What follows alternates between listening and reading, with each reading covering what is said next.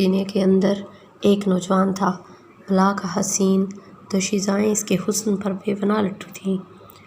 جس وقت اس خوش رنگ اور فولاد بدن نوجوان کو دربار خلافت میں پیش کیا گیا تو حاضرین مجلس اس کے دلکش گورے بدن کا غور سے مشاہدہ کرنے لگے۔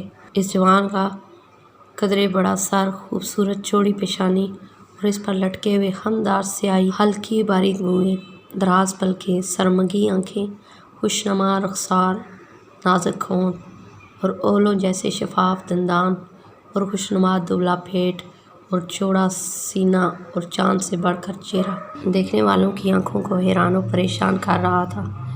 اسے دیکھ کر امیر المومنین عمر فاروق رضی اللہ تعالیٰ عنہ کو یقین آ گیا کہ واقعتاً یہ وہی نوجوان ہے جس کا جمال مقناطیس کی طرح راہ چلتی خواتین اور گھر بیٹھی دوشیزاؤں کو اپنی طرف کھینچ رہا ہے، اور وہ رات کی تاریکیوں میں جذبات سے مغلوب ہو کر اس کے حسن کے گیت گا رہی ہیں۔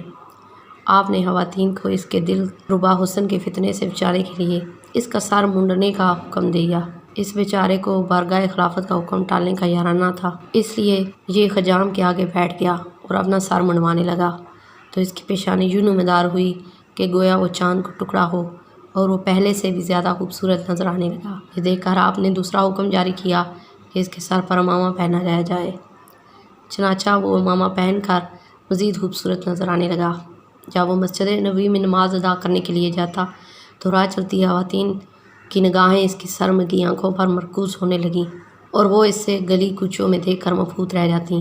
یہ دیکھ کر امیر المومنین نے حکم دیا کہ اے نوجوان، تم شہر میں نہ رہو اور بصرہ چلے جاؤ۔ اس نے وجہ پوچھی تو آپ نے صرف اتنا ہی جواب دیا کہ یہ میرا حکم ہے، اور مزید کچھ نہ بتا۔ اس بیچارے نے بارگاہ خلافت کے سامنے سر تسلیم ہم کر دیا، لیکن اسے سمجھ میں نہیں آ رہا تھا کہ اس کے ساتھ ایسا سلوک کیوں کیا گیا۔ جب اس نے امیر المومنین کے کسی ہم نشین سے اس کارروائی کا سبب پوچھا تو اس نے بتایا کہ معاملہ دراصل یہ ہے کہ گزشتہ رات جب دارالخلافہ کی رعایا میٹھی میٹھی نیند کے مزے لوٹ رہی تھی تو امیر المومنین حسب معمول دارالخلافہ کی گلی کوچوں میں گشت کر رہے تھے۔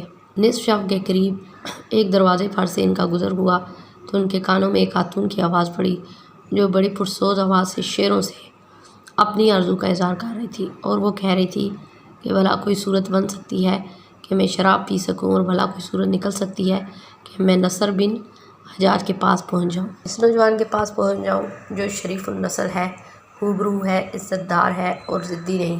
وہ بلند مجلسوں والا ہے، ہم سروں کو واپس دھکیل دینے والا قبیلے سے ہے، قابل دید جوانی میں قدم رکھ چکا ہے، اس کا چاند کا سا مکھڑا تاریک رات کو جگمگا دیتا ہے۔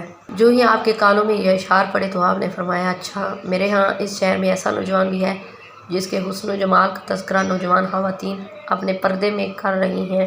تو انہوں نے فوراً حکم دیا کہ اس نوجوان کو میرے سامنے لاؤ، تو ان کے حکم سے تم کو یہاں لایا گیا۔ پھر حاضرین نے تمہارے خوش قامت قدآور مضبوط کاٹ اور خوبصورت چہرے کو دیکھا تو مان گئے کہ واقعی ایسا نوجوان ہے۔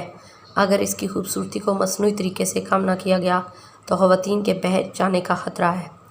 چنانچہ اپنے خیال میں انہوں نے تمہاری خوبصورتی کم کرنی چاہیے، تم تو پہلے سے بڑھ کر خوبصورت نظر آنے لگے ہو۔ تو انہیں احساس پھوٹیں ملنے لگیں اور وہ سوچنے لگے کہ اگر اس پاکیزہ دل نوجوان کو یہاں رہنے دیا گیا تو یہ کسی دن کسی کی تیر نگاہوں کا شکار ہوگا۔ اس لیے انہوں نے آپ کو بصرہ بھیجنے اور وہاں بسانے کا پروگرام بنایا ہے، لہٰذا اللہ کا نام لیجیے اور رخت سفر باندھ لیجیے۔ امیر المومنین آپ کو بصرہ بھیجنے کا ارادہ کر چکے ہیں اور وہ اس ارادے سے ٹلنے والے نہیں۔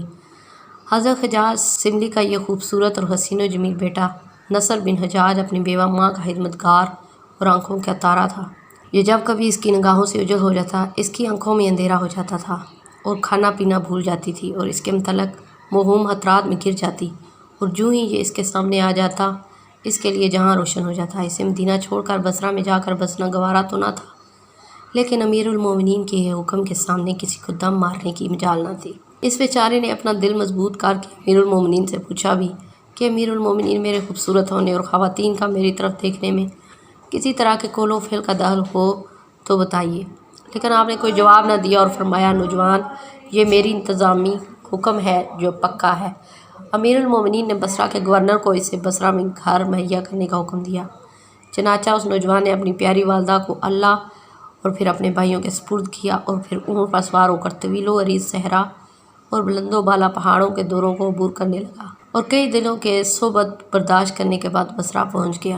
ادھر جب اس شادی شدہ خواتین کو امیر المومنین کے اس اقدام کا علم ہوا تو اپنے انجام سے ڈر گئی کہ کہیں اب میری باری نہ آ جائے، تو اس نے چپکے سے یہ اشعار لکھ کر کسی کے ہاتھوں آپ کی طرف بھجوا دیے۔ اس امیر المومنین سے گزارش کر دیجئے جس کے ناگہانی غصہ کو تصور سے بدن پر کپکپی طاری ہو جاتی ہے کہ میرا شراب نوشی یا نصر بن حجاج سلمی سے کوئی واسطہ نہیں۔ میں عمر فاروق رضی اللہ تعالیٰ عنہ سے معافی مانگتی ہوں اور انہیں بتانا چاہتی ہوں کہ مجھے نصر بن حجاج اور شراب کے بدلے تازہ دودھ اور نیچے دیکھنے والی آنکھ میسر ہے، اس لیے مجھے شراب پینے یا نصر بن حجاج کے پاس جانے کی کوئی ضرورت نہیں ہے۔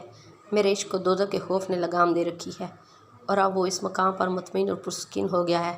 جس امنگ اور آرزو کو پورا کرنے کا اہتمام نہ کیا گیا ہو اسے جرم قرار نہیں دیا جا سکتا، اور پھر لوگ اپنی تمناؤں میں سچے بھی ہوتے ہیں اور سیاکار بھی، لہٰذا آپ غیر یقینی بات کو یقینی بات کا درجہ نہ دیں، کیونکہ گناہ سے معافی مانگنے والے کی راہ ہی صحیح ہے۔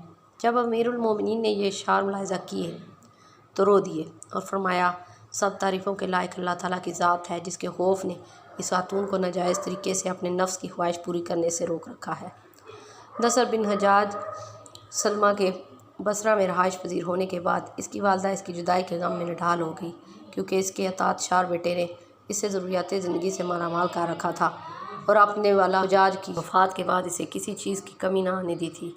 اب اسے کمی تو تھی، صرف اپنے لختے جگر کے دیدار کی کمی تھی جو کسی جرم کے بغیر ہی مدینہ بدر کر دیا گیا تھا۔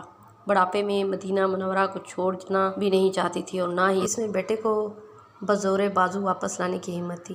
البتہ اس نے ایک دن جرأت کر کے امیر المومنین کی مسجد جاتے ہوئے راستے میں جا لیا اور کہا، اے امیر المومنین، میں روز قیامت اللہ کے سامنے دوزانوں ہو کر آپ سے جھگڑوں گی۔ آپ تو اپنے عاصم اور عبداللہ کے پاس سوتے ہیں، جبکہ میرے اور میرے نور نظر کے درمیان وسیع عریض صحرا اور سنگلاخ کوہستان موجود ہے۔ امیر المومنین نے فرمایا، اے نصر بن حجاج کی ماں، نوجوان پردہ نشین خواتین اپنے پردوں میں عاصم اور عبداللہ کے گیت نہیں گاتی، جبکہ انہوں نے تیرے صاحبزادے کے حسن و جمال کے گیت اپنے پردوں میں بھی گانے شروع کر دیے ہیں۔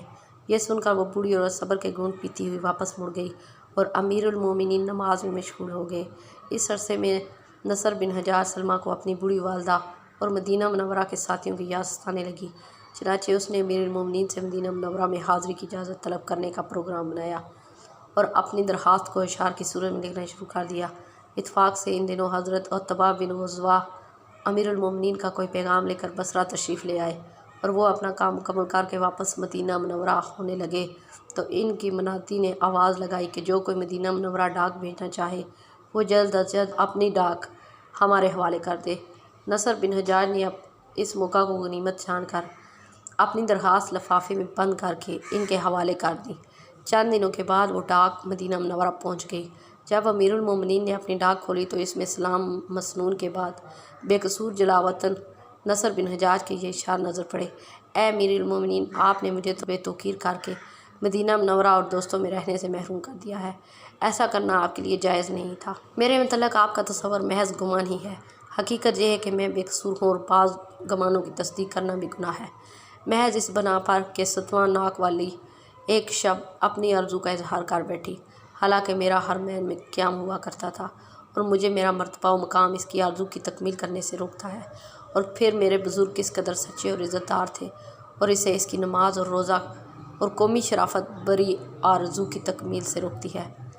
ہماری یہ دونوں حالتیں ہمارے کسی طرح کے ممکنہ ارتکاب گناہ میں حائل ہیں، تو کیا آپ مجھے لوٹنے کی اجازت دیتے ہیں؟ امیر المومنین نے پڑھ کر فرمایا کہ میری عمارت میں تو ایسا نہیں ہو سکتا۔ امیر المومنین پر اللہ رحم فرمائے، آپ اپنے خیال و تصور میں بالکل سچے تھے۔ یہ نوجوان بھی کسی نہ کسی نیلم پری کی زلف گیری کا شکار ہو سکتا ہے۔ اس اجمال کی تفصیل یہ ہے کہ جب یہ نوجوان مستقل طور پر بصرہ میں رہنے لگا تو اس نے شہر کے عمل ڈپٹی کمشنر مجاشہ بن مسعود سلمہ کے دفتر میں آنا جانا شروع کر دیا۔ اس نے اسے اپنی برادری کا برخودار سمجھ کر اپنے گھر لے جانا شروع کر دیا، چنانچہ یہ کچھ عرصے تک ان کے ساتھ ان کے گھر جاتا اور اس کے ساتھ واپس آ جاتا۔ اس دوران ان کی بیوی جو اپنے دور کی خوبصورت عورت تھی، اس خوبصورت نوجوان پر نظر رکھنے لگی اور اس پر انتہا درجے کی نوازشیں کرنے لگی، جس کی وجہ سے اس کا دل بھی پگھل گیا اور اس نے اسے زبان سے کچھ کہنے کی بجائے زمین پر لکھ دیا کہ مجھے تجھ سے اس قدر محبت ہے کہ اگر وہ تیرے اوپر ہو تو وہ تجھ پر سایہ فگن ہو، اگر نیچے ہو تو تجھے اپنی ہتھیلیوں پر اٹھا لے۔ یہ تحریر پڑھ کر نوجوان خاتون بے ساختہ پکار اٹھی کہ میں بھی اللہ کی قسم۔ نوجوان خاتون کے الفاظ اس کے شوہر نے سن لیے تو اس نے اس سے پوچھا، تیرے کہنے کا کیا مطلب ہے؟ اس نے کہا کہ نصر نے ہماری اونٹنی کو دیکھ کر اشارتاً کہا ہے کہ یہ اونٹنی کس قدر خوبصورت ہے۔ جاشا نے کہا کہ تیرا یہ کہنا کہ اللہ کی قسم میں بھی اس بات کا جواب نہیں، مجھے سچ بتا کہ تو نے اسے کیوں کہا؟ اس نے کہا، سچ پوچھتے ہو تو وہ یہ ہے کہ اس نے کہا کہ تمہارے گھر کتنا خوبصورت ہے۔ مجاشا نے کہا کہ یہ بات غلط ہے، تیرا کلام دراصل کسی بات کا جواب ہے، تو مجھے جان بوجھ کر وہ بات نہیں بتا رہی۔ اسی دوران اس کی نگاہ زمین پر لکھی ہوئی عبارت پر پڑی تو اس کے دل میں خیال آیا کہ شاید میری بیوی کے الفاظ اس تحریر کا جواب ہی ہوں۔ اس نے اس تحریر پر ایک بڑا سا مٹی کا برتن الٹا کر کے رکھ دیا اور نصر کے جانے کے بعد اسے اپنے سیکرٹری سے پڑھوایا تو پتہ چل گیا کہ اس کی بیوی کا کلام دراصل اسی بات کا جواب ہے۔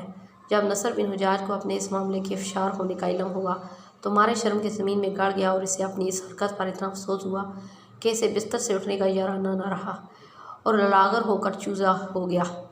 جب جاشا بن مسعود کو اس کی حالت کا پتہ چلا تو اس نے اپنی بیوی سے کہا کہ اب جاؤ اور میرے بیمار برخودار کو اپنے سینے کے سہارے اٹھا کر اپنے ہاتھ سے کھانا کھلا، شاید کہ اس طرح اس کی صحت بحال ہو جائے۔ اس کی بیوی نے یہ مطالبہ پورے کرنے سے جواب دے دیا، لیکن جاشا بن مسعود بطور شوہر ہونے کی بھی اس بات کا اصرار کیا تو وہ مان گئی۔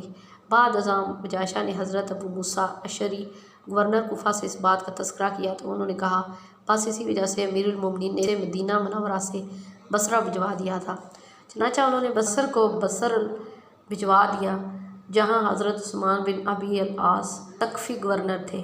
نصر یہاں سے کوچ کر کے فارس کے کسی قصبہ میں آباد ہو گیا۔ اسے ابھی وہاں آباد ہوئے زیادہ عرصہ نہ گزرا تھا کہ گاؤں کے سردار کی بیوی اس پر مر مٹنے لگی تھی اور اسے چوری چھپے ملنے کے پتے بھیجنے لگی تھی۔ جب اس بات کا علم گورنر فارس کو ہوا تو انہوں نے نصر بن حجاج سلما کو اپنے ہاں بلایا اور اپنی تشویش سے آگاہ کیا اور ساتھ ہی سے یہاں سے چلے جانے کا مشورہ دیا۔ اس نے کہا کہ اگر میں ارض اسلام میں کہیں بھی نہیں رہ سکتا اور آپ لوگ مجھے کہیں بھی سکون سے نہیں ٹھہرنے دیتے تو میں کہاں جاؤں؟ اللہ کی قسم اگر آپ نے ایسا کیا تو میں مشرکوں کی سرزمین پر رہنے پر مجبور ہو جاؤں گا، ورنہ میرا کوئی قصور بتا دے۔ جب حضرت عثمان نے یہ صورتحال امیر المومنین کو لکھ کر بھیجی تو انہوں نے نصر بن حجاج کو وہاں سے جلا وطن کرنے سے منع کر دیا اور حکم دیا اسے مسجد آنے جانے تک محدود کر دیا جائے اور اسے زیادہ عرصہ مسجد میں گزارنے دیا جائے تاکہ نہ یہ باہر نکلے نہ ہی کوئی فتنہ کھڑا ہو۔ چنانچہ یہ نوجوان خلافت فاروقی تک فارس میں ہی جلا وطن رہا اور اس دور میں اس کی کڑی نگرانی ہوتی رہی۔ جب امیر المومنین شہید ہوئے اور اس کے سر اور داڑھی کے بال سفید ہونے شروع ہو گئے تو یہ واپس مدینہ چلا آیا اور آزادی سے ایمان اور تقویٰ کی زندگی بسر کرنے لگا۔